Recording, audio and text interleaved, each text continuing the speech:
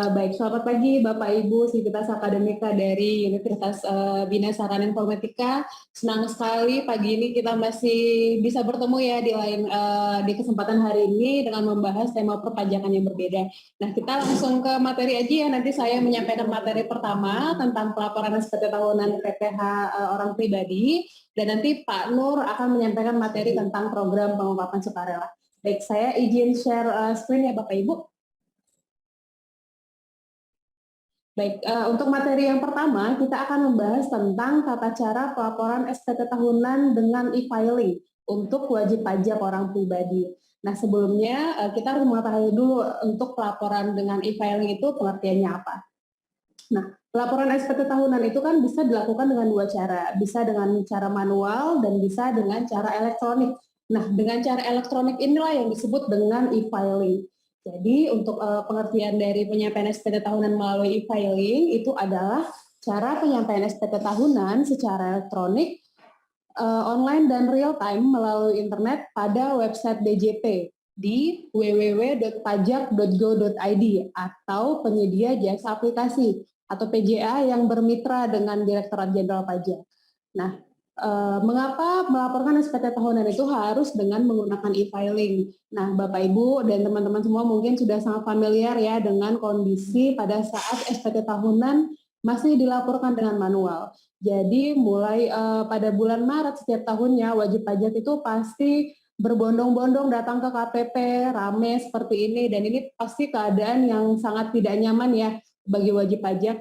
Jadi untuk mengatasi hal ini, Direktorat Jenderal Pajak menyediakan sebuah layanan yang namanya e-filing, yaitu layanan supaya wajib pajak bisa melaporkan SPT tahunannya di mana saja, kapan saja. Jadi nggak harus datang ke kantor pajak, bisa melaporkan SPT tahunannya secara elektronik. Baik. Nah, untuk jenis layanan e-filing itu ada 3 jenis layanan. Yang pertama adalah isi langsung di web DJP online, yang kedua adalah upload ISPT, dan yang ketiga adalah e-form. Nah, perlu kami sampaikan kepada Bapak Ibu, untuk layanan upload ISPT, itu yang menggunakan aplikasi ISPT ya, itu akan ditutup nanti pada tanggal 28 Februari 2022. Jadi untuk layanan e-filing nanti adanya itu adalah dengan cara isi langsung di web DJP online, dan yang kedua dengan menggunakan e-form. Nah, perbedaannya apa? Untuk layanan yang pertama, yaitu isi SPT secara langsung di laman DJP online, itu kita langsung mengisi angka-angka yang ada yang akan disediakan nanti di web DJP online. Jadi, pada saat kita mengisi SPT tahunan, di website DJP online akan ada kolom-kolom yang harus kita isi datanya. Nah, datanya kita isi dengan apa? Dengan bukti potong yang kita dapatkan dari pemberi kerja. Nah, ini adalah untuk jenis layanan yang pertama, yaitu isi SPT secara langsung di website DJP online. Nah, untuk layanan yang kedua itu adalah layanan upload ISPT. Nah, untuk layanan ini kita memerlukan aplikasi terlebih dahulu. Jadi kita perlu aplikasi ISPT, dan output dari aplikasi inilah nanti yang akan kita upload di DJP online seperti itu. Nah, tapi ingat tadi ya Bapak Ibu, untuk layanan ini akan berakhir nanti pada tanggal 28 Februari 2022. Nah, untuk layanan yang ketiga itu adalah layanan e-form PDF. Nah, untuk layanan e-form PDF ini kita nanti akan diarahkan untuk download aplikasinya, aplikasi viewernya. Jadi kita download aplikasi viewernya dari DJP online supaya nanti kita bisa buka formulir yang berbentuk PDF ini. Nah, ini bentuknya tampilannya sama persis seperti formulir dalam bentuk kertas. Nah, tapi untuk ini e-form PDF ini bentuknya elektronik ya, bentuknya elektronik dan bisa kita edit untuk mengisi SPT tahunan kita. Oke, itu tadi 3 layanan yang bisa kita akses, yang bisa kita gunakan untuk melaporkan SPT tahunan. Nah, layanan mana yang kita gunakan untuk melaporkan SPT tahunan? Nah, kita perlu tahu dulu kita melaporkan SPT tahunan itu dengan menggunakan formulir apa. Jadi wajib pajak itu untuk melaporkan SPT tahunannya bisa memilih antara 3 formulir ini ya, tergantung dengan pekerjaan dan kondisi dari wajib pajak itu. Kalau misalnya wajib pajaknya adalah wajib pajak orang pribadi dengan penghasilan tahunan kurang dari 60 juta rupiah dan hanya bekerja pada satu perusahaan saja, maka wajib pajak ini melaporkan SPT tahunan dengan menggunakan formulir 1770 SS. Ya, SS ini adalah singkatan dari sangat sederhana. Jadi yang diisi nanti hanya sedikit ya datanya. untuk SPT tahunan formulir 1770 SS. Jadi kalau penghasilan bruto kurang dari 60 juta rupiah dan hanya bekerja pada satu perusahaan saja, maka melaporkan SPT tahunan dengan menggunakan formulir 1770 SS. Nah, untuk wajib pajak orang pribadi yang penghasilan tahunannya lebih dari 60 juta rupiah, bisa bekerja pada satu perusahaan saja atau bisa juga mendapatkan penghasilan lebih dari satu sumber, ini menggunakan formulir 1770S yang sederhana. Jadi, kalau misalnya wajib pajak penghasilan tahunannya itu lebih dari 60 juta rupiah dan mendapatkan penghasilan dari satu sumber atau dari dua sumber, itu bisa menggunakan formulir 1770S. Nah, untuk formulir yang ketiga itu adalah formulir 1770. Dan formulir 1770 ini digunakan oleh wajib pajak orang pribadi yang sumber penghasilannya itu dari kegiatan usaha atau pekerjaan bebas. Nah, untuk kegiatan usaha misalnya wajib pajak memiliki toko atau salon atau warung, dan untuk pekerjaan bebas contohnya itu misalnya bekerja sebagai dokter atau notaris. Nah, untuk wajib pajak ini apabila bekerja pada lebih dari satu pemberi kerja dan dikenakan pajak penghasilan final, juga memiliki penghasilan dalam negeri lainnya atau penghasilan luar negeri, silakan menggunakan formulir 1770. Next. Bisa begini Mas, biar nggak kelihatan orangnya. Nah, Bapak Ibu, dengan jenis formulir ini, maka Bapak Ibu bisa mengetahui layanan apa yang bisa digunakan pada saat melaporkan SPT tahunan. Nah, apabila memang tadi kondisinya atau kriteria wajib pajaknya itu menggunakan formulir 1770 SS, maka layanan yang paling yang bisa digunakan itu adalah layanan dengan mengisi langsung di web DJP online. Nah, apabila wajib pajak memenuhi kondisi dan kriteria untuk melaporkan SPT tahunan dengan formulir 1770S, maka layanan yang bisa digunakan itu adalah isi langsung di web DJP online dan bisa juga dengan menggunakan e-form PDF. Nah, untuk wajib pajak yang menggunakan formulir 1770 itu yang tadi ya, kalau misalnya penghasilannya dari kegiatan usaha atau pekerjaan bebas itu silakan menggunakan formulir 1770 dan layanan yang bisa digunakan adalah layanan upload ISPT dan e-form PDF. Next. Nah, Bapak Ibu, ini adalah tampilan pada saat Bapak Ibu mengakses website DJP online untuk melaporkan SPT tahunan. Nah, tampilan di sebelah kiri itu adalah apabila Bapak Ibu melaporkan SPT tahunan dengan menggunakan mobile phone, dan untuk di sebelah kanan ini adalah tampilan pada saat Bapak Ibu melaporkan SPT tahunan dengan menggunakan PC atau notebook. Nah, ada beberapa tab ya, ada beberapa tab pada saat Bapak Ibu login, itu ada tab dashboard, ada profil, bayar, lapor, dan layanan. Jadi pada saat Bapak Ibu ingin melaporkan SPT tahunan, setelah login silakan pilih tab lapor. Nah, ada 3 hal penting yang Bapak Ibu harus siapkan sebelum melaporkan SPT tahunan ya. Yang pertama itu adalah NPWP, nomor pokok wajib pajak. Yang kedua adalah EVIN, dan yang ketiga adalah akun DJP online. Nah, Bapak Ibu, sekilas tentang EVIN. EVIN ini adalah nomor identitas yang diterbitkan oleh DJP kepada wajib pajak untuk melakukan transaksi elektronik atau e-filing pajak. Jadi apabila wajib pajak ingin memanfaatkan layanan online, yaitu memanfaatkan layanan DJP online, itu harus memiliki akun terlebih dahulu, harus punya akun dulu di DJP online.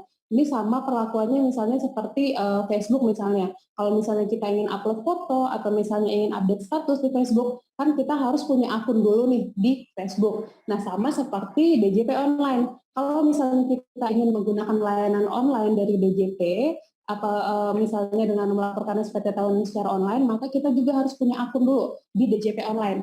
Nah, untuk memiliki akun ini, kita harus punya EVIN. Nah, EVIN ini Bapak Ibu harus diaktifasi terlebih dahulu sebelum digunakan untuk melakukan pelaporan. Dan EVIN ini bersifat rahasia ya, pengajuan aktivasi dan lupa EVIN itu tidak dapat diwakilkan. Nah, apabila Bapak Ibu sudah memiliki EVIN tapi statusnya belum aktif, maka Bapak Ibu bisa mengajukan permohonan aktivasi EVIN. Dan untuk permohonan aktivasi EVIN ini, selain datang ke KPP, bisa juga dilakukan dengan mengajukan permohonan aktivasi melalui email KPP. Dan ini tidak harus ke KPP terdaftar ya, jadi bisa ke KPP mana saja. Untuk alamat email KPP itu bisa diakses di www.pajak.go.id/unit kerja. Jadi di situ ada daftar email resmi KPP, silahkan Bapak Ibu mengajukan aktivasi EVIN ke email tersebut. Nah, bagaimana kalau misalnya lupa EVIN? Kalau Bapak Ibu lupa password di DJP online, jadi ini sebuah hal yang dimaklumin ya sebenarnya, karena kan laporan SPT tahunan itu sekali setahun ya, jadi bisa jadi Bapak Ibu mungkin lupa password untuk login di DJP online apa.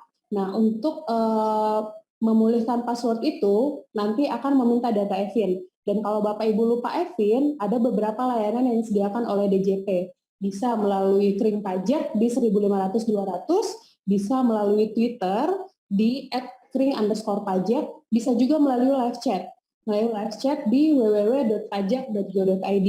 Nah, silakan disiapkan data-data yang diperlukan ya Bapak Ibu.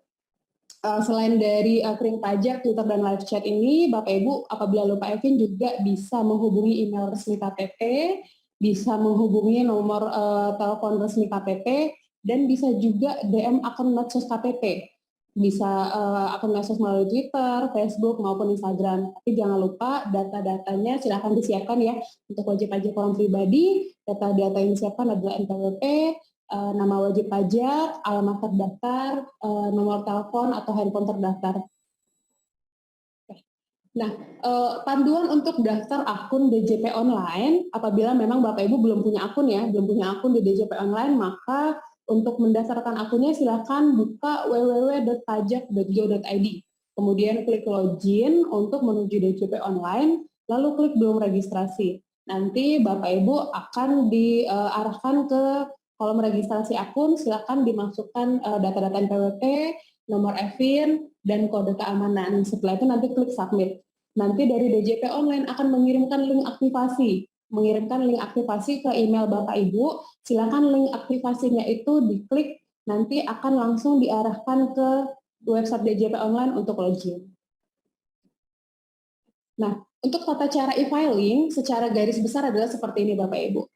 Login di www.pajak.go.id dengan akun DJP online, kemudian pada menu lapor itu silakan pilih layanan e-filing. Kemudian klik buat SPT, setelah semua datanya sudah diisi dengan lengkap, ambil dan isi kode verifikasi.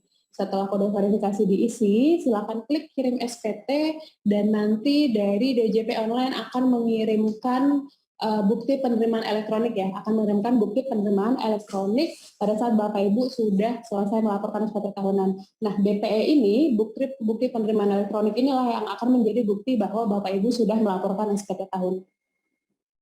Nah, kita langsung ke simulasi pengisian ya Bapak Ibu. Nah, sebelum pengisian SPT, silakan Bapak Ibu siapkan dokumen pendukung seperti bukti pemotongan pajak, daftar penghasilan, daftar harta atau utang, kemudian daftar tanggungan keluarga, bukti pembayaran zakat atau sumbangan lain, dan dokumen terkait lainnya. Nah, untuk bukti pemotongan pajak itu nanti Bapak Ibu bisa dapatkan dari pemberi kerja ya, dari bagian keuangan. Nah, untuk bukti pemotongan pajak itu namanya adalah untuk pegawai swasta formulir 1721A1. Jadi Bapak Ibu nanti akan mendapatkan bukti pemotongan pajak dari pemberi kerja, dari bagian keuangan ya biasanya, dan itu namanya adalah formulir 1721A1. Nah, Bapak Ibu, sekilas tentang bukti pembayaran zakat atau sumbangan ya. Apabila Bapak Ibu melakukan pembayaran zakat atau sumbangan ke badan atau lembaga amil zakat yang dibentuk atau disahkan pemerintah, yang daftar namanya itu ada di Per 08 PJ 2021, maka pembayaran atas zakat itu bisa digunakan sebagai pengurang penghasilan bruto. Jadi nanti atas pembayaran zakat itu karena bisa dikurangkan dari penghasilan bruto, maka jumlah pembayaran pajaknya nanti akan berkurang sehingga lebih bayar dan bisa dikembalikan ke Bapak Ibu. Nah, tapi bukti pembayarannya itu harus memenuhi ketentuan ini, harus melampirkan ada nama lengkap wajib pajak dan NPWP, kemudian jumlah pembayarannya berapa, tanggal pembayarannya, nama badan amil zakat, tanda tangan petugas badan amil zakat, dan validasi petugas bank. Jadi kalau misalnya pembayaran zakat Bapak Ibu memenuhi syarat ini, silahkan pembayaran zakat itu dilaporkan pada saat melaporkan SPT tahunan supaya dapat menjadi pengurang penghasilan bruto. Nah, kita langsung simulasi e-filing untuk formulir 1770 SS yang apabila penghasilan dalam setahun wajib pajak ini kurang dari 60 juta rupiah. Nah, untuk mulai lapor, silakan buka website DJP online, kemudian pilih login, ada www.pajak.go.id, kemudian masukkan NPWP dan kata sandi. Setelah itu, masukkan kode keamanan atau CAPTCHA, kemudian klik login. Nah, pada saat login, tampilannya nanti akan seperti ini ya. Silakan dipilih tab lapor dan pilih e-filing. Pilih e-filing, kemudian klik buat SPT. Nah, silakan Bapak Ibu ikuti panduan pengisian e-filingnya nanti. Akan ada beberapa pertanyaan ya. Pertanyaan yang pertama, apakah Anda menjalankan usaha atau pekerjaan bebas? Ini silakan dipilih tidak. Kemudian, apakah Anda seorang suami atau istri yang menjalankan kewajiban perpajakan terpisah atau NT atau pisah harta? Nah, apabila memang ada surat perjanjian untuk melaksanakan kewajiban perpajakan secara terpisah atau ada perjanjian pisah harta antara suami dan istri, silakan dipilih iya. Tapi kalau misalnya tidak ada, silakan pilih tidak. Dan untuk pertanyaan ketiga, apakah penghasilan bruto yang Anda peroleh selama setahun kurang dari 60 juta rupiah? Nah, silakan dipilih ya. Nanti akan muncul tab SPT 1770 SS. Nah, silakan diklik tabnya itu. Oke, dan kemudian kita akan mengisi data formulir. Nah, data formulir di sini yang kita isi adalah tahun pajaknya. Nah, sekarang kan udah tahun 2022 ya, berarti kita melaporkan pajak tahun 2021. Nah, untuk status SPT, apabila Bapak Ibu baru pertama kali lapor SPT tahunan tahun 2021, maka silakan dipilih normal.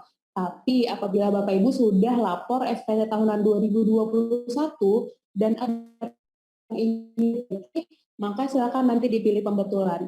Nah, untuk pembetulan nanti akan dihitung oleh secara otomatis oleh sistem. Kemudian klik berikutnya. Nah, di sini kita akan mengisi data-data sesuai dengan bukti potong 1721A1 yang kita dapatkan dari pemberi kerja. Nah, untuk kolom nomor 1 diisi dengan penghasilan bruto sesuai dengan yang ada dalam bukti potong 1721A1.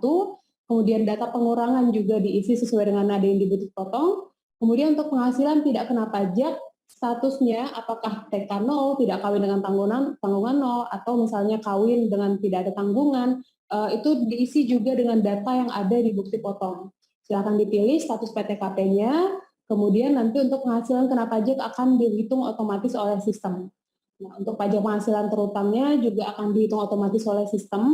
Dan untuk pajak penghasilan yang telah dipotong oleh pihak lain, silakan diisi dengan data pajak penghasilan yang telah dipotong dari bukti potong dari pemberi kerja. Oke. Kemudian setelah data-datanya sudah diisi dengan benar, silakan diklik berikutnya. Nah, untuk informasi PTKP, untuk penghasilan tidak kena pajak ya, untuk wajib pajak sendiri itu dikenakan penghasilan tidak kena pajak, diberikan penghasilan tidak kena pajak sebesar 54 juta rupiah per tahun. Jadi kalau misalnya dalam hitungan pajak ya, Bapak Ibu penghasilan netonya misalnya penghasilan netonya 60 juta, jadi yang dikenakan pajak itu bukan langsung 60 juta ini, tapi diberikan penghasilan tidak kena pajak. Dan apabila statusnya adalah untuk wajib pajak sendiri, misalnya status wajib pajaknya itu adalah tidak kawin dengan tanggungan 0, maka diberikan PTKP 54 juta rupiah. Jadi dari penghasilan neto 60 juta rupiah, dikurangi dengan 54 juta rupiah ini PTKP, maka yang dikenakan pajak itu adalah sisanya. Jadi yang dikenakan pajak adalah 6 juta rupiah saja. Nah, untuk wajib pajak yang menikah diberikan tambahan 4,5 juta rupiah per tahun, dan apabila sudah memiliki anak atau memiliki tanggungan, itu akan diberikan tambahan 4,5 juta rupiah per tahunnya juga. Oke, untuk bagian B kita mengisi pajak penghasilan. Nah, untuk pajak penghasilan di sini kita mengisi apabila Bapak Ibu ada mendapatkan penghasilan misalnya hadiah undian ya.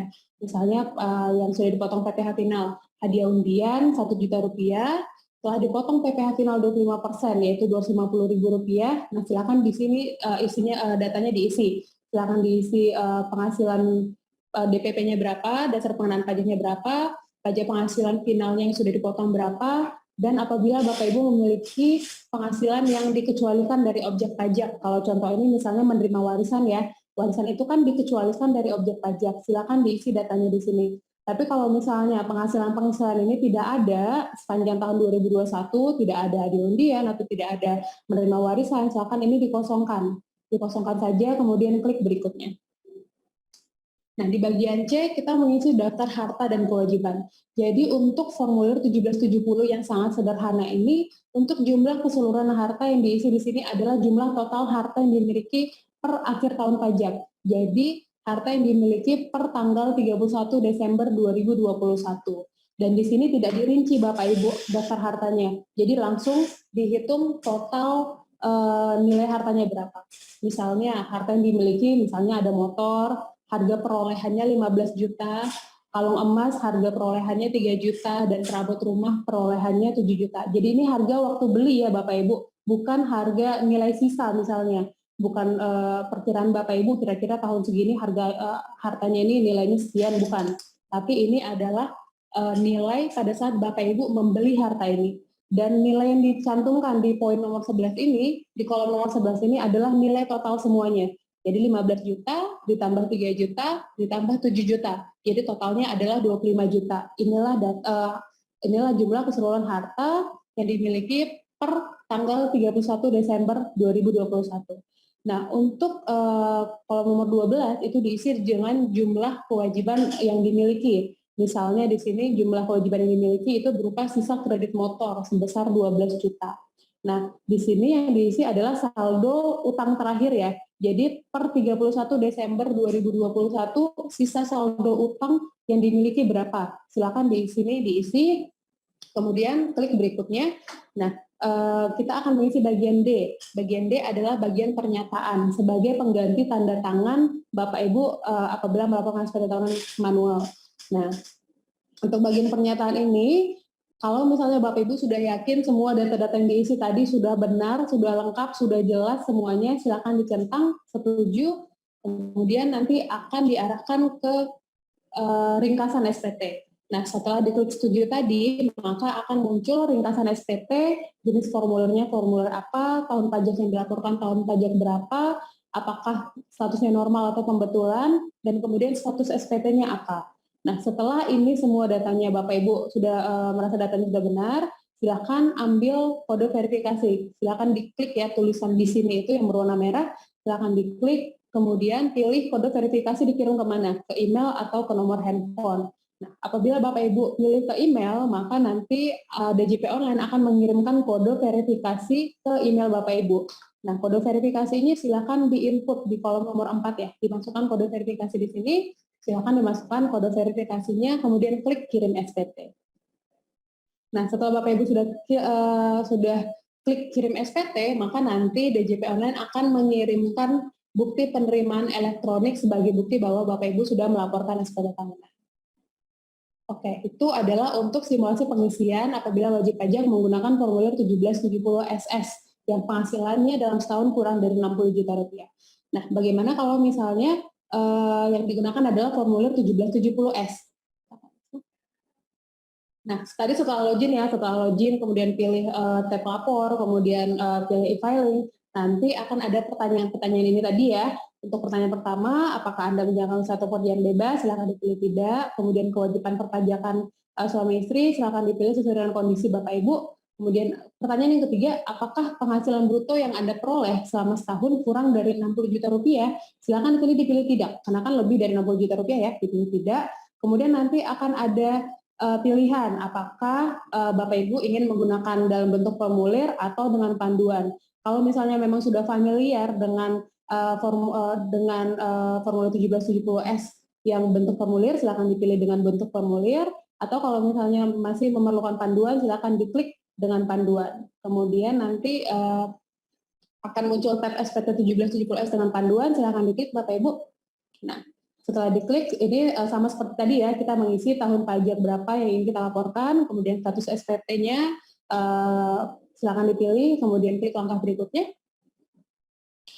Nah, di sini bedanya tadi ya sama yang SS. Kalau untuk 1770S ini kita menginput data data pemotong pajak kita. Jadi di sini kita input data pemberi kerja. Silakan diklik tambah. Nah, Setelah kita klik tambah, nanti akan muncul tab ini. Silakan di sini direkam bukti potong yang Bapak Ibu sudah dapatkan dari pemberi kerja ya, yaitu bukti potong 1721 formulir 1721A1. Nah, untuk jenis pajaknya silakan dipilih jenis pajak pasal 21, kemudian NPWP pemotong atau pemungut pajak silakan diisi sesuai dengan formulir 1721A1. Kemudian nama pemotong atau pemungut pajak nanti akan otomatis muncul setelah Bapak Ibu isi NPWP. Nah, untuk nomor bukti pemotongan atau pemungutan silakan diisi sesuai dengan formulir 1721A1, sesuai dengan bukti potong yang Bapak Ibu dapatkan. Nah, tanggal bukti pemotongan juga diisi sesuai dengan yang ada dalam bukti potong. Jumlah PPh yang dipotong atau dipungut itu ada di kolom nomor 20 ya, PPh pasal 21 yang ada di bukti potongnya silakan diisi jumlah atau nominalnya berapa, silakan diisi di sini. Kemudian setelah selesai diisi, klik simpan. Nah, kalau misalnya Bapak Ibu masih ada bukti potong lain ya, misalnya sebagai dosen tamu. Nah, kalau misalnya sebagai dosen tamu ada dapat bukti potong juga dari pihak yang mengundang. Nah, itu silakan di sini juga diklik tambah diisi data-data pemberi kerja yang sudah memotong pajak Bapak Ibu. Oke, silakan klik ke langkah berikutnya. Kalau misalnya sudah selesai diisi semua, nah, di sini silakan diisi penghasilan neto dalam negeri sehubungan dengan pekerjaan. Nah, di sini penghasilan netonya diisi sesuai dengan data yang ada dalam bukti potong, diisi angkanya berapa, klik langkah berikutnya. Nah, apakah Anda memiliki penghasilan dalam negeri lainnya? Jadi kalau misalnya Bapak Ibu memiliki penghasilan misalnya dalam bentuk bunga, royalti, sewa, hadiah, keuntungan dari penjualan atau pengalihan harta, kemudian ada penghasilan lainnya, silakan diisi di sini. Tapi kalau misalnya penghasilan ini tidak ada, silakan dipilih tidak, kemudian klik langkah berikutnya. Nah, apabila Bapak Ibu memiliki penghasilan dari luar negeri, silakan penghasilannya diisi di sini, penghasilan netonya. Apabila tidak ada, silakan dikosongkan, kemudian klik langkah berikutnya. Nah, pertanyaan berikutnya, apakah Anda memiliki penghasilan yang tidak termasuk objek pajak? Nah, penghasilan-penghasilan yang tidak termasuk objek pajak ini, data-datanya ada di sini ya, misalnya mendapatkan bantuan atau sumbangan atau hibah, warisan, dan seterusnya. Kalau misalnya Bapak Ibu mendapatkan penghasilan-penghasilan ini, silakan angkanya, nominalnya diisi di sini. Kalau misalnya tidak ada, silakan pilih tidak, kemudian klik langkah berikutnya. Nah, berikutnya kita mengisi data penghasilan yang pajaknya sudah dipotong secara final. Jadi kalau misalnya Bapak Ibu ada penghasilan yang pajaknya sudah dipotong secara final, silakan diklik tambah di sini.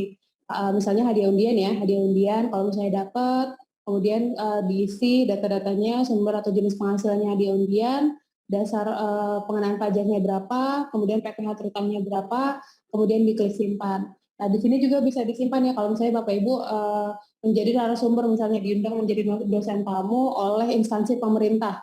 Kalau misalnya memang ada kondisi seperti itu, silakan bukti potongnya diisi di sini. Kalau misalnya diundang sebagai dosen diundang oleh instansi pemerintah misalnya, itu kan bersifat final ya, silakan data-datanya diisi di sini. Oke, kalau misalnya sudah selesai diisi, silakan klik langkah berikutnya. Kemudian kita akan mengisi daftar harta. Nah, kalau misalnya sebelum-sebelumnya, tahun-tahun sebelumnya sudah melaporkan SPT tahunan, maka silakan diklik harta pada SPT tahun lalu. Nanti setelah itu diklik akan muncul daftar harta yang Bapak Ibu sudah laporkan pada SPT tahun sebelumnya. Nah, silakan data-datanya itu diupdate. Atau kalau misalnya ada yang berkurang atau ada yang bertambah, silakan diklik tambah, silakan diisi data-data harta barunya, yaitu kode harta, nama hartanya, tahun perolehannya tahun berapa, harga perolehan, dan keterangannya. Silakan diisi dengan lengkap, kemudian diklik simpan. Nah, setelah semua daftar harta yang Bapak Ibu sudah miliki, sudah diisi semuanya di sini, silakan klik langkah berikutnya. Nah, kemudian kita akan merekam daftar utang. Nah, kalau misalnya daftar utang sudah ada di SPT tahunan sebelumnya, silakan diklik utang pada SPT tahun lalu, silakan diupdate Bapak Ibu jumlah nominal sisa utangnya berapa, atau kalau misalnya pada tahun 2021 juga ada tambahan utang misalnya, silakan diisi datanya di sini, diklik tambah, isi data-datanya, data hutangnya, kemudian klik simpan.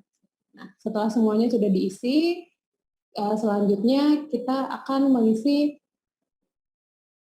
data tanggungan. Nah, untuk data tanggungan juga bisa ditarik ya dari laporan SPT tahunan tahun sebelumnya. Silakan diklik tanggungan pada SPT tahun lalu, nanti akan ada daftar tanggungan Bapak Ibu.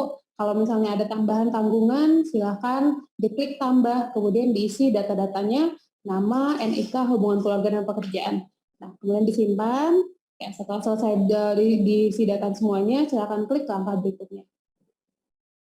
Nah, di sini apabila tadi ya Bapak Ibu memiliki zakat atau sumbangan keagamaan wajib yang dibayarkan ke lembaga pengelola yang disahkan oleh pemerintah, yang tadi memenuhi syarat-syarat yang tadi sudah kita bahas ya, silakan di sini pilih ya, kemudian isi data-datanya. Kalau misalnya tidak ada, silakan pilih tidak, kemudian klik langkah berikutnya.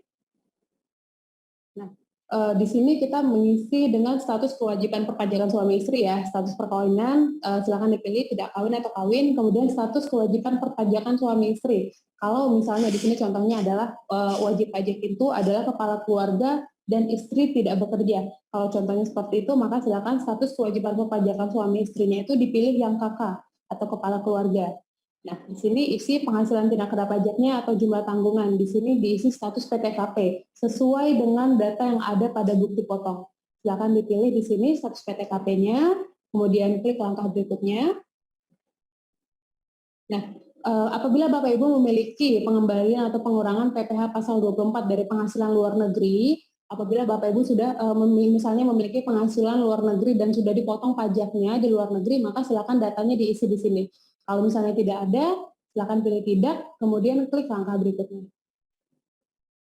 Nah, ini adalah data untuk angsuran PPh pasal 25. Jadi kalau misalnya Bapak Ibu sepanjang tahun 2021 ada angsuran pembayaran PPh pasal 25, maka silakan datanya diisi di sini. Tapi kalau misalnya memang tidak ada angsuran ini, tidak ada angsuran pajak pasal 25 ini, silakan dikosongkan saja. Silakan dikosongkan, kemudian klik langkah berikutnya. Nah, setelah klik langkah berikutnya nanti akan muncul data-data semua yang kita isi tadi ya sesuai dengan angka bukti potong. Nah, silakan Bapak Ibu ini angka-angkanya dicek lagi apakah sudah sesuai dengan data yang ada pada bukti potong. Nah, kalau misalnya sudah sesuai semua, silakan klik langkah berikutnya. Nah, ini adalah pilihan untuk penghitungan PPh pasal 25 angsuran ya. Jadi kalau misalnya tahun 2022 ini Bapak Ibu ingin melakukan angsuran pembayaran pajak untuk penghitungan tahun untuk penghitungan pajak terutama tahun depan, silakan diisi, silakan dipilih kalau misalnya memang Bapak Ibu ingin melakukan angsuran pembayaran pajak. Tapi kalau misalnya tidak, ini juga tidak apa-apa, ini opsional ya, pilihan bagi wajib pajak. Kalau misalnya tidak, silakan dikosongkan saja kemudian klik langkah berikutnya. Nah, setelah semua data-data tadi, Bapak Ibu sudah yakin, sudah diisi dengan benar, sudah lengkap semuanya, sudah jelas, maka silakan diklik setuju, kemudian klik langkah berikutnya. Nah, ini prosesnya sama ya, seperti 1770 SS tadi, proses untuk pengiriman, untuk pengambilan kode verifikasi, silakan dipilih apakah pengirimannya melalui email atau nomor handphone, dan kalau misalnya kode verifikasinya sudah masuk ke email atau nomor handphone, silakan kode verifikasinya diisi di kolom kode verifikasi, kemudian klik kirim SPT. Nah, setelah diklik kirim SPT, maka bukti penerimaan elektroniknya nanti akan langsung dikirimkan oleh e-filing@pajak.go.id ke email Bapak Ibu. Nah, itu adalah untuk simulasi pengisian formulir 1770S. Nah, selanjutnya kita akan masuk ke simulasi pengisian e-filing dengan formulir 1770. Nah, 1770 ini tadi kalau misalnya wajib pajak memperoleh penghasilan itu dari kegiatan usaha atau pekerjaan bebas. Nah, kalau misalnya Bapak Ibu sebagai dosen juga memiliki kegiatan usaha, misalnya buka toko atau buka salon, nah itu juga silakan menggunakan formulir 1770 ini ya. Nah, untuk mulai simulasinya, untuk memulai pelaporannya, nah setelah login, nanti Bapak Ibu klik lapor. Nah, kalau tadi kita pilih e-filing, nah untuk 1770 ini kita pilih e-form. Nah, setelah diklik e-form, nanti website akan mengarahkan untuk mengisi klik untuk buat SPT. Nah, setelah tadi pilih e-form, klik buat SPT. Nah, pertanyaannya nanti hanya ada satu. Apakah Anda menjalankan usaha atau pekerjaan bebas? Nah, silakan ini dipilih ya. Kemudian akan muncul tab e-form SPT 1770, silakan diklik. Nah, kemudian isi tahun pajak yang ingin dilaporkan. Diisi tahun pajak yang ingin dilaporkan, tahun pajak berapa, kemudian status SPT-nya, silakan dipilih normal atau kebetulan, dan kemudian klik kirim permintaan. Oke, Nah, setelah klik kirim permintaan, nanti akan ada notifikasi silakan tunggu hingga dokumen e-form berhasil terunduh dan token berhasil terkirim ke email Anda. Jadi nanti silakan Bapak Ibu tunggu formulirnya itu nanti sudah selesai di-download dan silakan dicek emailnya apakah kode verifikasi untuk nanti waktu kita submit formulir ini sudah masuk ke email atau enggak. Kalau tadi kode verifikasi untuk 1770 SS dan S itu kan kita dapatkan waktu kita sudah mau klik kirim. Nah, kalau untuk 1770 ini, kode verifikasinya itu masuk ke email pada saat kita sudah download formulir. Jadi begitu kita download formulir, nanti kode verifikasinya akan langsung masuk ke email. Nah, kode verifikasi inilah nanti yang akan kita gunakan pada saat nanti kita mau submit SPT-nya. Oke. Ya, ini nanti ini adalah tampilan kode verifikasinya. Nah, apabila Bapak Ibu di laptop atau di komputernya belum ada aplikasi untuk membaca formulir PDF tadi, maka nanti akan diarahkan ke download viewer ya. Silakan Bapak Ibu klik Windows di tampilan DJP Online ini, kemudian nanti hasil unduhan akan ada di folder download, silakan diinstal aplikasinya. Nah, ini adalah panduan untuk install aplikasi, klik next. Oke, kemudian setelah selesai klik finish, nah kita akan masuk ke proses pengisian dan submit e-form. Oke, silakan dibuka di folder download tadi ya, silakan buka file e-form.xfdl untuk memulai pengisian. Silakan diklik. Nah, nanti akan ada tampilan seperti ini, tampilan untuk formulir 1770 dalam bentuk PDF. Nah, ini untuk pengisian formulir ini memang dimulai dari halaman paling belakang ya, dari halaman 1770 lembar keempat. Nah, ini silakan dipilih pencatatan, kemudian silakan lakukan proses perekaman harta. Nah, untuk proses perekaman harta ini hampir sama ya tadi dengan yang 1770S, silakan diisi kode harta, nama harta, kemudian tahun perolehannya tahun berapa, harga perolehan, dan keterangan silakan diisi semuanya. Nah, untuk e-form ini bisa direkam dalam kondisi offline ya Bapak Ibu. Jadi kalau misalnya memang sedang tidak ada koneksi internet, ini juga bisa diisi. Yang kita butuhkan kita butuh koneksi internetnya itu hanya pada saat kita download aplikasi dan formulir dan pada saat nanti kita mau submit formulir ini ke DJP Online. Kalau untuk pengisiannya itu bisa direkam dalam kondisi offline. Nah, kemudian tadi setelah kita mengisi daftar harta, di bagian B kita isi daftar kewajiban atau utang pada akhir tahun, kemudian bagian C isi daftar susunan anggota keluarga. Nah, apabila memang ada kegiatan usaha ya seperti tadi itu, maka silakan diaktifkan data pembayaran PPh final 0,5% omset dengan mencentang PP 4623. Nah, setelah dicentang nanti akan muncul formulir ini. Nah, disinilah nanti kita akan mengisi data-data peredaran bruto yang dikenakan pajak 0,5% ya. Silakan diklik PP 4623-nya, nanti akan muncul formulir untuk pengisian nama, NPWP alamat, dan NPWP usaha kita.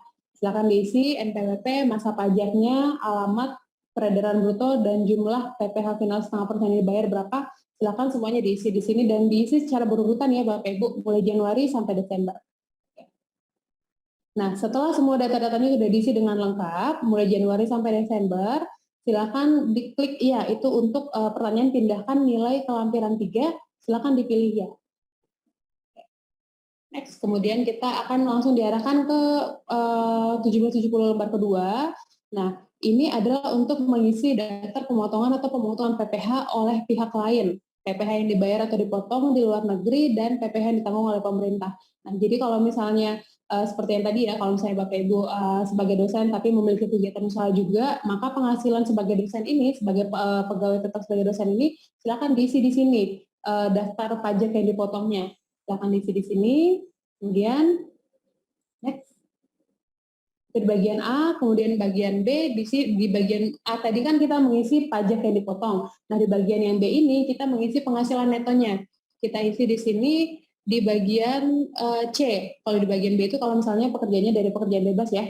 Nah, di bagian C ini silakan diisi penghasilan neto dalam negeri sehubungan dengan pekerjaan. Nah, penghasilan neto yang dari bukti potong yang dari pemberi kerja silakan diisi di sini.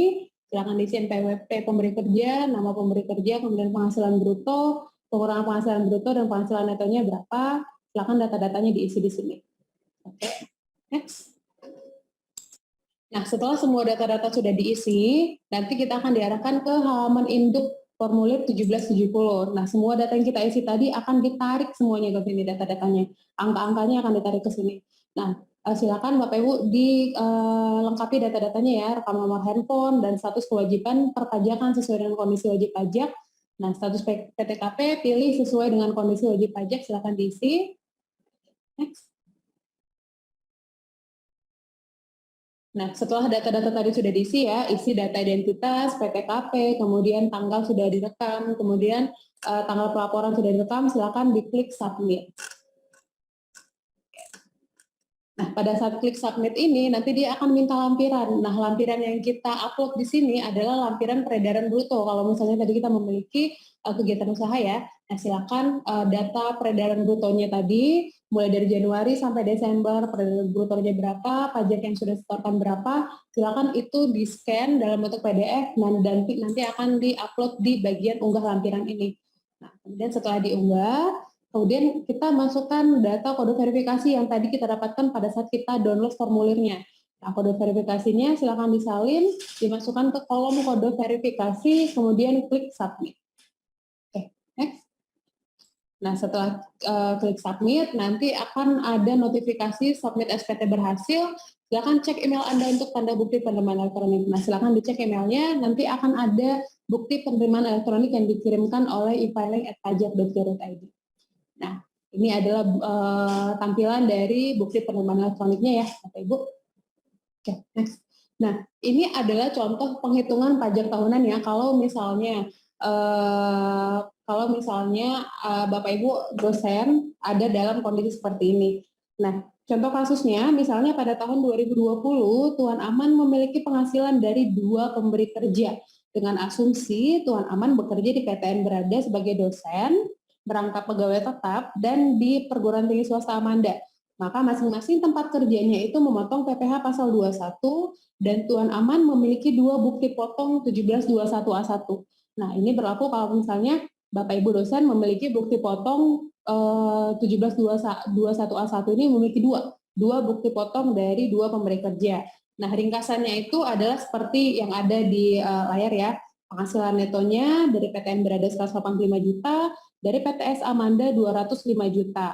Nah, PTKP-nya 54 juta, penghasilan kena pajak, PPh 21 terutang, dan PPh 21 dipotong berapa angkanya, simulasinya ada seperti itu. Nah, silakan pajak yang dipotong ini yang sebesar 14.650.000 dan 17.650.000 ini silakan diisi di bagian C.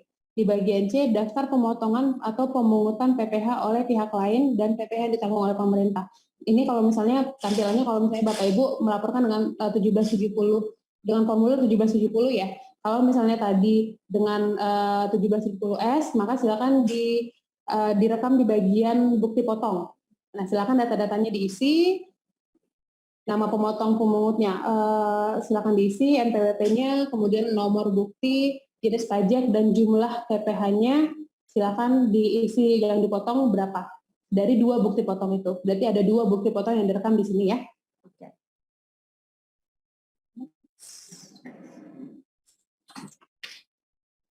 Nah, ini adalah penghitungan untuk apabila dosen tadi ya, seperti yang tadi memiliki 2 bukti potong 1721A1. Nah, di 2 bukti potong itu kan mendapatkan 2 PTKP ya. Jadi di PTN Berada mendapatkan PTKP 54 juta, dan di PTS Amanda juga mendapatkan PTKP 54 juta. Nah, pada saat penghitungan pajak tahunan, PTKP yang bisa didapatkan itu hanya 1 saja Bapak Ibu. Jadi untuk penghitungan ulangnya, penghasilan netonya kan dijumlahkan ya, 185 juta ditambah 205 juta, jadi penghasilan netonya itu adalah 390 juta rupiah. Nah, PTKP-nya yang bisa dikurangkan hanyalah 1, yaitu 54 juta rupiah. Nah, PTKP 54 juta rupiah, nah penghasilan kena pajaknya adalah penghasilan neto dikurang PTKP. Jadi penghasilan kena pajak adalah 336 juta rupiah. Nah, untuk PPh terutangnya ini dihitung secara progresif ya, dengan tarif progresif, yaitu 0 sampai 50 juta itu dikenakan tarif 5%, Di atas 50 juta sampai 250 juta dikenakan tarif 15%, dan di atas 250 juta sampai 500 juta dikenakan tarif 25%. Nah, dengan menggunakan tarif progresif itu, atas penghasilan kena pajak 336 juta, maka PPh terutangnya itu adalah 54 juta rupiah. Nah, dengan PPh terutang 54 juta rupiah ini dalam 1 tahun pajak, kan udah ada kredit pajaknya tuh tadi yang sudah dipotong oleh PTN Brada dan PTS Amanda. Nah, kredit pajaknya tadi yang PTN Brada itu 17.650.000 dan PTS Amanda itu adalah 17.650.000. Jadi totalnya 32.300.000 rupiah.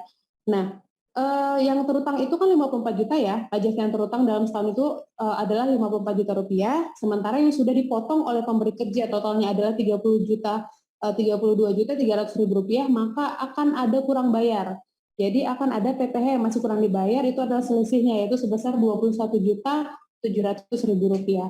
Seperti itu perhitungannya Bapak Ibu kalau misalnya memang mendapatkan penghasilan dari 2 pemberi kerja. Nah, oke, contoh berikutnya itu misalnya nih, pada tahun 2020 Tuan Masterpiece memiliki penghasilan dari pemberi kerja dengan PTN Beranda itu bukti potong 1721A1 yang didapatkan. Nah, penghasilan sekali mengajar pada perusahaan PT Megaloman dengan bukti potong pasal 21 tidak final. Nah, dari PTN Beranda ini karena memang statusnya sebagai pegawai tetap ya, berarti akan mendapatkan bukti potong 1721A1. Nah, sementara pada perusahaan PT Megaloman ini, karena hanya sekali mengajar ya sebagai dosen tamu misalnya ya, akan diberikan bukti potong pasal 21 tidak final, yaitu bukti potong 17216 namanya. Ini namanya bukti potong tidak final ini adalah bukti potong pasal 21 17216. Nah, untuk deskripsinya, penghasilan netonya dari PTN Beranda itu 185 juta, PTKP 54 juta karena statusnya TK0 ya, tidak kawin dan tanggungan 0. Kemudian penghasilan kena pajaknya adalah 185 juta dikurang 54 juta, 131 juta, maka PPh pasal 21 yang terutang 14.650 dan yang sudah dipotong adalah 14.650.000. Nah, ini adalah yang di bawahnya ini adalah penghasilan dari sekali mengajar pada PT Megaloman tadi. Nah, sekali mengajar diberikan penghasilannya 50 juta. Nah, dasar pengenaan pajaknya itu adalah setengahnya ya, 50%-nya. Dikenakan dasar pengenaan pajaknya adalah 50%, yaitu sebesar 25 juta rupiah, dan tarif dari tarif pajak dari sekali mengajarnya ini adalah 5%. Jadi atas penghasilan sekali mengajar ini dikenakan dipotong rupiah. Nah, bagaimana cara pelaporannya? Bagaimana cara penghitungan pajak tahunannya? Nah, untuk penghitungan pajak tahunannya itu silakan digabungkan. Nah, penghasilan netonya ini dijumlahkan ya.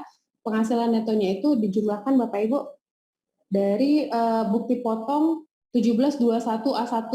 Itu tadi penghasilan netonya adalah 185 juta. Nah, penghasilan dari sekali mengajar itu adalah 50 juta kan tadi. Nah, silakan dijumlahkan 185 juta ditambah 50 juta, berarti penghasilan neto dalam setahun itu adalah 235 juta rupiah. Nah, untuk penghasilan tidak kena pajaknya adalah 54 juta rupiah, sehingga penghasilan kena pajaknya adalah 235 juta dikurang 54 juta, 181 juta rupiah. Nah, dengan penghasilan kena pajak 181 juta rupiah ini, pajak yang terutang itu adalah 22 juta 150 ribu rupiah. Seperti tadi ya, dihitung secara progresif yang 5%, 15% dan seterusnya. Nah, PPh terutangnya tadi adalah 22 juta 150 ribu rupiah. Nah, pajak yang sudah dipotong oleh pajak yang sudah dipotong oleh PTN Berada tadi ya, itu jumlahnya yang dibukti potong 1721A1 yang dipotong 14.650.000 rupiah, dan pajak yang sudah dipotong oleh PT Megaloman tadi waktu sekali mengajar tadi kan dipotong 1.250.000 rupiah. Jadi total pajak yang sudah dipotong selama tahun tadi itu totalnya adalah 15.900.000 rupiah. Padahal setelah dihitung ulang jumlah pajak yang terutang itu adalah 22.150.000 rupiah, sehingga akan terdapat kurang bayar. PPh yang masih kurang bayar itu adalah selisihnya 6.250.000 rupiah. Nah, seperti itu untuk penghitungannya Bapak Ibu.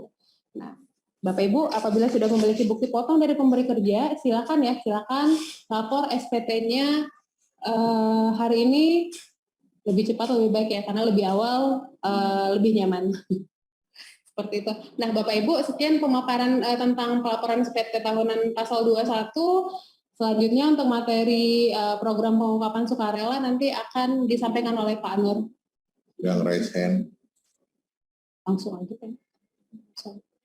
Baik Bapak Ibu, apakah mau materinya secara paralel atau tanya jawab dulu Pak? Paralel sebentar biar sekalian kali ya. Ya, baik Pak. Silakan Pak Nur. Oke, baik, izin share screen. Baik, selamat pagi Bapak Ibu semua, teman-teman mahasiswa. Kali ini saya sedikit memberikan pencerahan terkait dengan adanya Undang-Undang Nomor 7 Tahun 2021.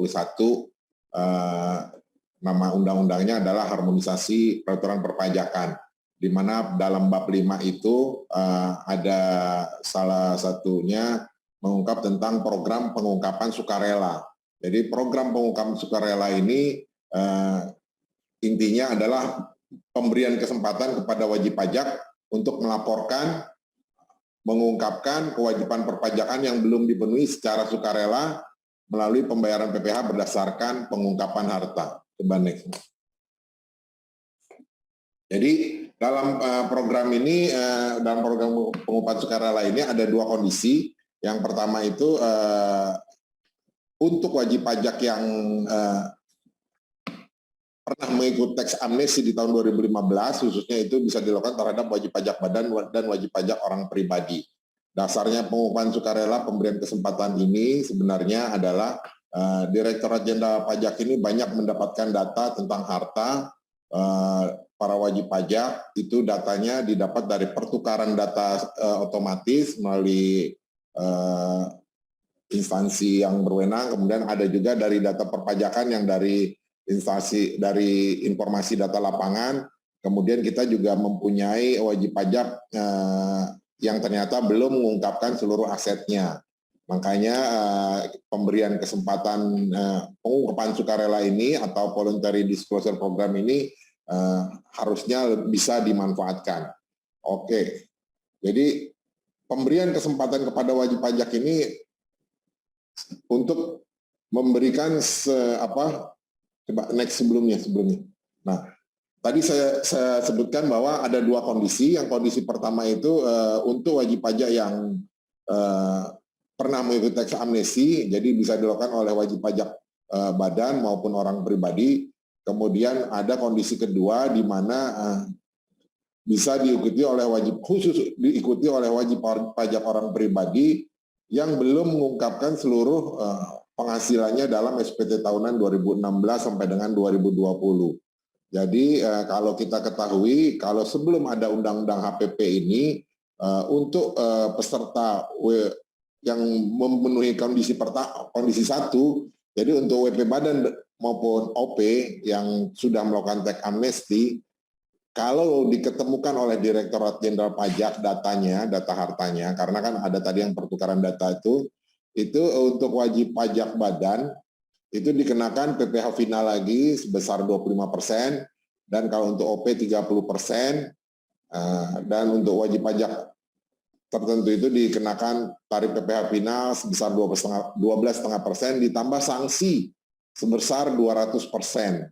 Nah, ini yang dirasa berat karena ada sanksi 200% dan 300%. Sedangkan dalam program pengungkapan sukarela ini tarifnya relatif tidak sebesar yang di atas tadi. Oke, next. Jadi program pengungkapan sukarela ini adalah pemberian kesempatan kepada wajib pajak untuk melaporkan atau mengungkapkan kewajiban perpajakannya yang belum dipenuhi secara sukarela melalui pembayaran PPh berdasarkan pengungkapan harta, di mana tujuannya adalah untuk meningkatkan kepatuhan sukarela wajib pajak dan diselenggarakan berdasarkan asas kesederhanaan, kepastian hukum, serta asas kemanfaatan. Oke, dalam program dalam program pengungkapan sukarela ini sendiri juga ada batas waktunya. Jadi batas waktunya ini tidak lama, sudah dimulai. Jadi dimulai sejak 1 Januari tahun 2022 sampai dengan bulan Juni 2022. Jadi hanya memiliki waktu 6 bulan saja. Nah, dalam kebijakan satu, seperti yang tadi saya sebutkan, ada 2 kebijakan kan ya. Jadi untuk kebijakan satu itu dilakukan pesertanya adalah wajib pajak orang pribadi dan badan peserta TA. Kemudian basis pengungkapan hartanya adalah harta pertanggal 31 Desember 2015 yang belum diungkap saat mengikuti tax amnesty. Nah, tarifnya di sini bisa 6%, 8%, 11%. Bayangkan yang tadi 30%, 25%, ditambah sanksi 200%. Dalam program pengungkapan sukarela ini, tarifnya 6% untuk harta luar negeri yang direpatriasi dan aset dalam negeri yang kemudian diinvestasikan dalam bentuk surat berharga negara. Atau dia melakukan ikut dalam investasi dalam industri hilirisasi maupun energi yang terbarukan. Sedangkan tarif 8% adalah untuk harta luar negeri yang direpatriasi dan harta dalam negeri. Sedangkan kalau hanya untuk mendeklarasikan harta di luar negeri, itu dikenakan tarif 11%.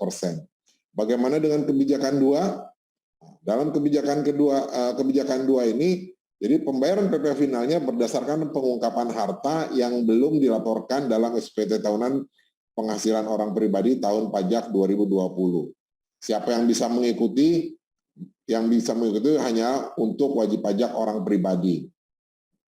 Basis pengungkapan hartanya adalah harta perolehan tahun 2016 sampai 2020 yang belum dilaporkan dalam SPT tahunan tahun 2020. Nah, khusus untuk yang kebijakan 2, tarifnya sedikit lebih besar, yaitu 12%, 14%, dan 18%.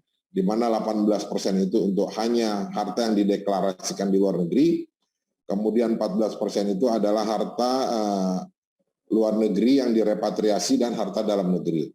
Nah, tarif 12% jika harta luar negeri yang direpatriasi dan aset dalam negeri yang diinvestasikan kembali dalam bentuk surat berharga nasional atau di dalam bentuk diikut sertakan dalam industri hilirisasi maupun sumber daya energi. Oke. Ini yang manfaatnya apa sih kalau ngikut kebijakan satu, apa manfaat dari kita mengikuti program pengungkapan sukarela? Jadi untuk kebijakan satu itu yang pasti tidak dikenakan sanksi pasal 18 ayat 3 Undang-Undang Tax Amnesty seperti yang saya sebutkan tadi, yang 30%, 25% ditambah sanksi 200%. Nah, kemudian apalagi untuk kebijakan satu ini? Jadi terhadap adanya perlindungan data. Jadi data atau informasi yang bersumber dari SPPH dan lampirannya yang diadministrasikan oleh Kementerian Keuangan atau pihak lain yang berkaitan dengan pelaksanaan Undang-Undang HPP ini tidak dapat dijadikan sebagai dasar penyelidikan, penyidikan, dan atau penuntutan pidana terhadap wajib pajak.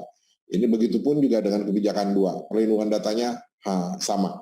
Cuma dalam kebijakan 2 itu tidak diterbitkan ketetapan pajak, tidak diterbitkan ketetapan untuk kewajiban pajak tahun 2016 sampai 2020 kecuali memang ditemukan harta yang kurang diungkap.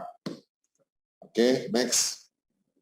Nah, bagaimana mekanisme gambaran umum pengungkapan harta PPS ini? Jadi dalam program pengungkapan sukarela ini untuk wajib pajak bisa dilakukan dengan berkali-kali kalau misalkan wajib pajak ingin mengikuti program PPS. Jadi wajib pajak bisa melakukannya secara online di rumah, bisa juga waktunya 24 jam, 7 hari seminggu. Kalau memang nanti dalam aplikasi itu ada kesalahan, bisa dilakukan pembetulan berkali-kali.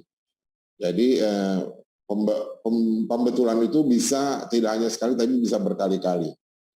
Kemudian nanti ada, kalau memang wajib pajak ternyata berkomitmen untuk merepatriasi, repatriasi itu dilakukan maksimum pada tanggal 30 September 2022. Sedangkan kalau dia ingin melakukan investasi, Jadi terhadap wajib pajak yang ingin melakukan investasi dalam surat berharga negara atau dalam industri hilirisasi maupun sumber daya energi yang terbarukan, itu dapat dilakukan maksimum pada 30 September tahun 2023. Pengawasannya bagaimana? Nanti itu DJP bisa akan dilakukan surat teguran kalau memang ininya dalam pelaksanaannya nanti oleh Direktorat Jenderal Pajak. Oke, next. Jadi pengungkapan ini bisa dilakukan secara umum. Jadi surat pemberitahuan pengungkapan harta atau SPPH itu bentuknya seperti mirip-mirip SPT adalah bentuknya e-form, di mana PPS ini, program PPS ini disampaikan secara elektronik melalui halaman DJP online. Ini bisa dilakukan tadi seperti saya bilang 24 jam dalam satu hari, 7 hari dalam seminggu. Di mana setelah wajib pajak mengisi dalam e-form tadi, maka wajib pajak yang mengikuti program PPS ini akan mendapatkan yang namanya SKET, surat keterangan. Jadi SKET ini juga dapat disampaikan bisa 2-3 kali tergantung kalau memang ada kesalahan.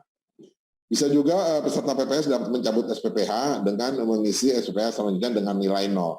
Cuman kalau sudah dicabut, tentu tidak dapat lagi menyampaikan SPPH berikut. Artinya kepesertaan wajib pajak tersebut dicabut. Nah, yang paling ini yang harus disiapkan. Jadi dalam melakukan PPS ini ada kelengkapan SPPH yang harus disiapkan. Yang pertama tentunya adalah NTPN, kemudian harus ada daftar rincian harta bersih, daftar utang, kemudian ada pernyataan kalau memang hartanya akan direpatriasi dan atau diinvestasi. Ini khusus untuk kebijakan kedua ditambah pernyataan mencabut permohonan restitusi atau upaya hukum, dan serta mengunggah surat permohonan pencabutan banding, gugatan, dan atau peninjauan kembali. Ini khusus tambahan untuk peserta program pengungkapan sukarela yang mengikuti kebijakan 2. Oke, next. Nah, untuk kebijakan 1, ada cara menghitungnya. Jadi cara menghitung program pengungkapan sukarela dalam kebijakan 1. Kebijakan 1 tadi kan diperuntukkan untuk wajib pajak orang pribadi dan badan yang mengikuti tax amnesty, ya kan? Jadi pajak penghasilan finalnya adalah dihitung berdasarkan tarif dikali nilai harta bersih. Apa yang dimaksud dengan harta bersih adalah harta dikurangi utang sesuai dengan Undang-Undang Tax Amnesty. Cuman itu ada catatan, bagi wajib pajak orang pribadi paling banyak 50% dari nilai harta. Sedangkan bagi wajib pajak badan paling banyak 75% dari nilai harta. Oke, next. Nah, kalau bagaimana pedoman nilai harta dalam kebijakan 1 ini masih, kalau dia untuk kas itu adalah nilai nominal. Sedangkan dia kalau bentuknya tanah atau bangunan, dasarnya adalah NJOP tanah atau bangunan tersebut. Kalau dia bentuknya yang diungkapkan harta itu berupa kendaraan bermotor, nilai yang diungkapkan adalah berdasarkan nilai jual kendaraan bermotor tersebut atau NJKB. Sedangkan kalau hartanya dalam bentuk emas yang diungkapkan, jadi nilai yang di pedoman nilainya adalah nilai yang dipublikasikan oleh PT Aneka Tambang. Kalau itu dalam bentuk saham adalah nilai yang dipublikasikan oleh PT Bursa Efek Indonesia. Kemudian bagaimana dengan SBN maupun efek bersifat utang, itu adalah nilai yang dipublikasikan oleh PT Penilai Harga Efek Indonesia. Bila tidak ada nilai pedoman, jadi kalau kita masih bingung tidak ada nilai pedoman terkait harta yang kita punya untuk diungkapkan, maka kita menggunakan hasil penilaian dari Kantor Jasa Penilai Publik atau KJPP. Jadi ini semua sesuai dengan keadaan pada akhir tahun pajak yang terakhir, ya. Oke. Kalau untuk kebijakan 2, syarat dan ketentuannya yang pasti wajib pajak tersebut tidak sedang diperiksa atau dilakukan bukti permulaan oleh Direktorat Jenderal Pajak untuk tahun pajak 2016 sampai 2020. Kemudian syarat yang lainnya tidak sedang dilakukan penyidikan atau dalam proses peradilan atau sedang menjalani tindak pidana di bidang perpajakan. Ini semua terkait kewajiban PPH baik itu potput dan PPN-nya. Yang pasti lagi kadang-kadang juga ada WP yang tidak ber-NPWP pengen ikut kebijakan 2 ini. Syarat umum yang pasti wajib pajak tersebut harus ber-NPWP. Kemudian membayar PPh final, menyampaikan SPT tahunan orang pribadi tahun 2020, dan seperti yang tadi disebutkan, mencabut permohonan restitusi atau upaya hukum untuk tahun pajak 2016 sampai 2020. Oke, next. Bagaimana cara hitung untuk kebijakan 2? Untuk kebijakan 2 hampir sama dengan kebijakan 1, yaitu tarif dikali nilai harta bersih. Harta bersih di sini adalah harta dikurangi dengan pokok utang. Catatan dalam hal harta atau utang dalam bentuk falas, maka yang digunakan menggunakan KUS Kementerian Keuangan pada tanggal akhir tahun pajak 2020. Untuk pedoman nilai harta pada kebijakan 2, kalau dia dalam bentuk kas atau setara kas itu adalah nilai nominal. Sedangkan selain kas atau setara kas itu dasarnya adalah harga perolehan. Bila tidak diketahui, maka kita menggunakan nilai wajar per 31 Desember 2020 dari aset yang sejenis atau setara berdasarkan penilaian dari wajib pajak. Oke, next. Ini adalah akunnya, nanti kalau bayar PPh final menggunakan akun PPh final 411128. Next saja. Nah, bagaimana dengan pengungkapan atau pembetulan SPPH ini? Jadi memang tadi disebutkan SPPH kedua dan ketiga. SPH dapat dilakukan kalau memang ada kesalahan bisa dilakukan dengan kedua, ketiga, dan seterusnya. Itu isinya yang pertama memuat yang satu harta bersih setelah perubahan. Harta bersih setelah perubahan itu terdiri dari harta bersih yang tidak dilakukan perubahan, kedua harta bersih yang diubah selain yang dihapus, ketiga harta bersih yang baru diungkapkan. Kemudian 2 juga jika terjadi perbaikan kesalahan tulis, kesalahan hitung, atau perubahan tarif. Oke, next. Dalam program PPS juga ada, kalau memang dirasa begitu wajib pajak sudah mengikuti, mengisi SPPH, kemudian ada salah, ternyata ada berubah pikiran, tidak ingin mengikuti itu, SPPH tersebut juga bisa dicabut. Jadi pencabutan SPPH tinggal dilakukan dan diisi dengan SPPH dengan nilai 0.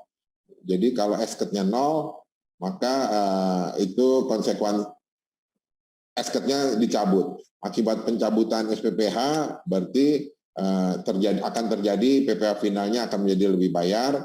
Kemudian di sini WP bisa mengajukan permintaan pengembalian melalui proses pemindah bukuan. Cuman ada konsekuensinya terkait dengan pencabutan SPPH, yaitu surat keterangan sebelum pencabutan SPPH akan batal demi hukum. Kemudian SKET pada saat mencabut SPPH merupakan bukti pencabutan SPPH. Kemudian wajib pajak tersebut juga dianggap tidak ikut program PPS ini, program pengungkapan sukarela ini. Kemudian wajib pajak tidak menerima manfaat dari program PPS ini. Tadi manfaatnya kan tidak dilakukan tidak diutak-atik lah yang satunya. Kemudian datanya juga dilindungi. Oke, next. Bagaimana terkait dengan pembetulan atau pembatalan surat keterangan? Ini akan dilakukan penelitian terhadap surat keterangannya, diteliti apakah harta bersih yang diungkap. Kalau misalkan harta bersih yang diungkap tidak sesuai dengan keadaan yang sebenarnya, maka terkait salah tulis atau hitung tersebut dilakukan pembetulan surat keterangan. Kemudian kalau ternyata harta bersih tidak sesuai dengan keadaan yang sebenarnya atau periode perolehan harta tersebut tidak memenuhi syarat PPS, serta peserta PPS sedang diperiksa atau dibukper, kemudian peserta PPS tidak mencabut permohonan restitusi atau upaya hukum, ini akan dilakukan pembatalan surat keterangan. Oke, next.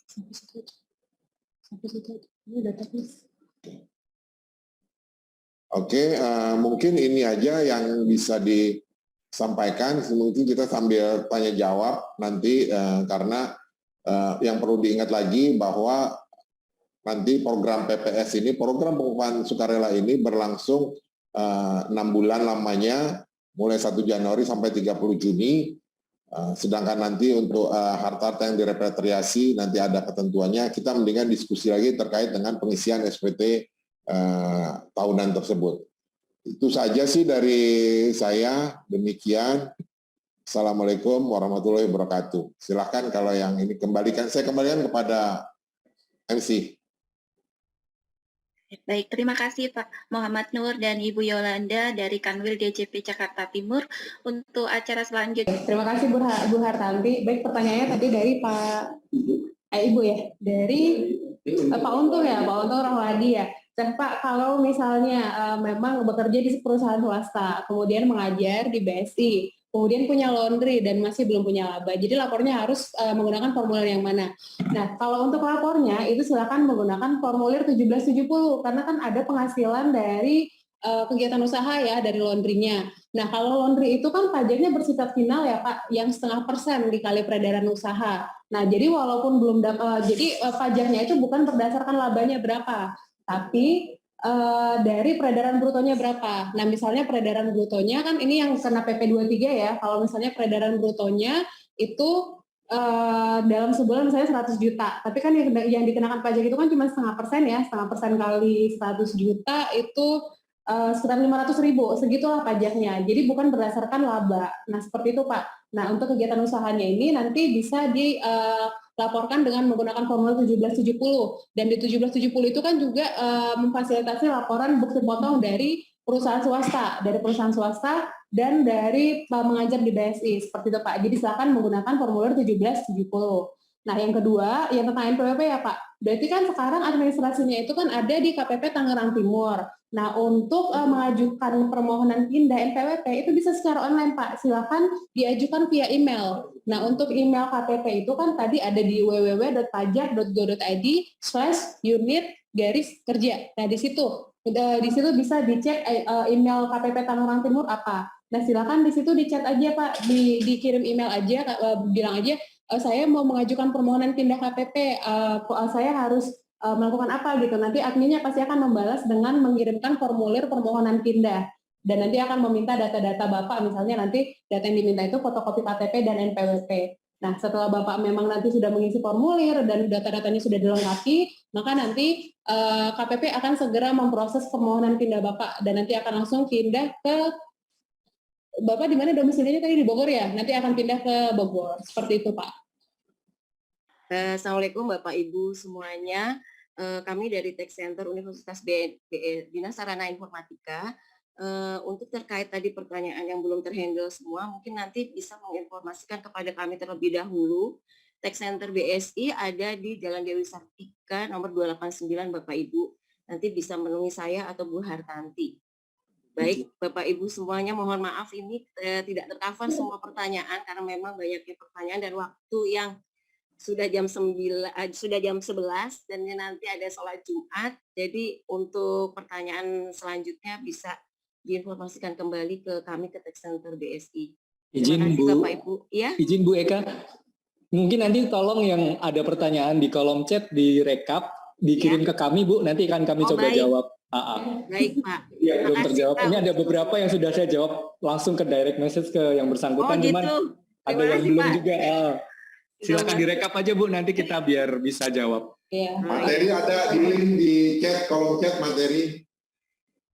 Oh ya Pak, baik sudah ini bisa di-download langsung ya Pak Nur. Ya. Ya baik Bapak Ibu, terima kasih untuk bantuannya. Ibu. Ya, Silakan. baik, terima kasih. Ya, baik, terima kasih Bu Eka. Nanti Bapak Ibu yang tadi nanya ada yang belum tersampaikan bisa nanti menghubungi Tech Center Universitas Bina Sarana Informatika di kampus Dewi Sartika, Cawang. Oke, baik, untuk acara selanjutnya yaitu penyerahan e-sertifikat kepada narasumber. Untuk penyerahan ini akan diserahkan oleh Ibu Eka Diah Setianingsih, SEMM, selaku Ketua Tech Center Universitas Bina Sarana Informatika dan Ketua Program Studi Manajemen Pajak Universitas Bina Sarana Informatika. Kepada Bapak Muhammad Nur dan Bu Eka, mohon bantuannya kepada panitia sertifikatnya. Ya, Bapak. Silahkan Bu Eka. Ya, Pak Nur, terima kasih Pak Nur untuk paparannya hari ini beserta Sama-sama, Bu Bu Yola. Eka. Terima kasih juga. Semoga kerjasama Tech Center Universitas BSI dan Kanwil DJP Jakarta Timur terus bersinergi, Bapak Ibu ya, sebagai sarana edukasi di bidang perpajakan. Mohon diterima Pak Nur. Ya, Bu Eka. Ya. Terima kasih Ya, baik. semuanya untuk BSI.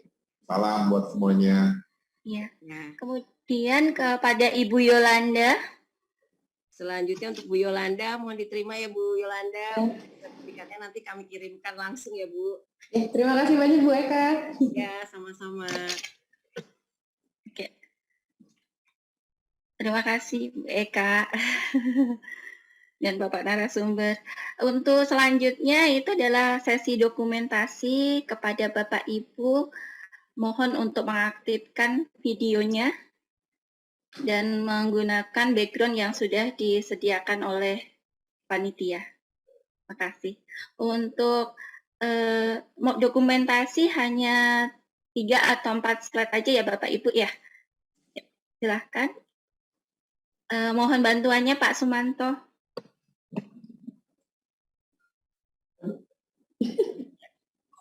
Slide yang pertama, 1, 2, 3. Terima kasih Bapak Ibu. Untuk yang kedua, 1, 2, 3. Kemudian yang ketiga, 1, 2, 3. Yang keempat, 1, 2, 3. Baik, terima kasih Bapak Ibu. Untuk presensi bisa dilihat di link Zoom ya Bapak Ibu, di chat Zoom silahkan Bapak Ibu presentasi dan mengupload untuk bukti kehadirannya.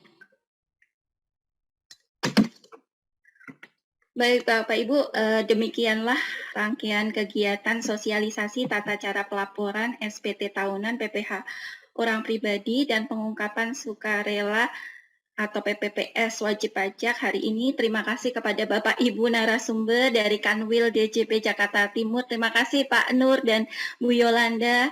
Kemudian Bapak Ibu yang dari DJP yang lainnya. Terus kemudian terima kasih kepada Bapak Ibu peserta kegiatan hari ini yang telah meluangkan waktunya untuk mengikuti kegiatan hari ini. Semoga apa yang disampaikan bisa bermanfaat buat Bapak Ibu, khususnya untuk melaporkan kewajiban perpajakannya, karena untuk SPT PPh orang pribadi paling lambat adalah bulan Maret ya Bapak Ibu ya.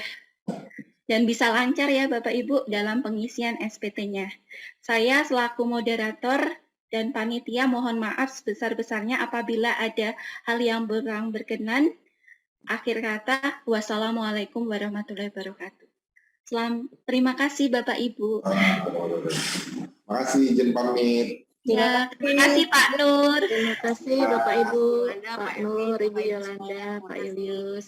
Sampai bertemu kembali. Terima kasih Miss Tanti, Bu Eka. Ya, Ya, terima Ibu. kasih. Ya.